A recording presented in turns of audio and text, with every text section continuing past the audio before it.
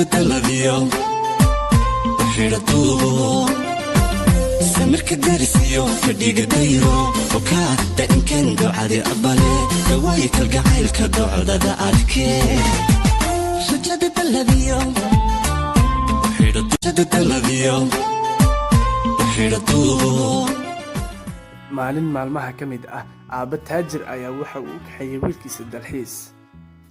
wuxuu rabay inuu soo tuso sida dadka faqiiriinta u nool yihiin. kadib waxa uu geeyay beer ay leeyihiin reer faqiir ah. soo laabadkoodii aabbihii ayaa waxa uu weydiiyey wiilkiisa siduu dalxiiska ahaa. wiilkii ayaana yidhi aad ayuu u fiicnaa.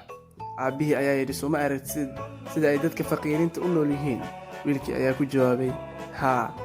maxaad ka soo baratay ayuu yidhi aabbihii. wiilkii ayaa ku jawaabay waxaan ka soo bartay waxay haystaan 4 ay halka annagu aan haysano hal. waxaan haysanaa meel yaroo lagu dabaasho. waxay haystaan webiyaal.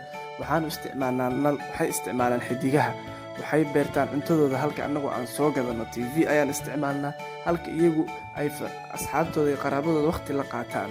aabbihii ayaa yaabay oo wuxuu ku hadla garan waayey. wiilkii ayaana ku yidhi aabbihiis aad ayaad ugu mahadsan tahay sidaad aabbo ii tustay sidaan annagu faqiiriin u nahay. sheekada ayaa micnaheeda waxay tahay ma ahan waxa dadka taajir ka dhiga mararka qaar lacagta oo keliya ee nolosha simbolka ah. درسيو فديق دايرو وكاتا إن كان قعدي أبالي دوايك القعيل كدوع دا شجد تلفيو وحيرتو سمرك درسيو فديق دايرو وكاتا إن كان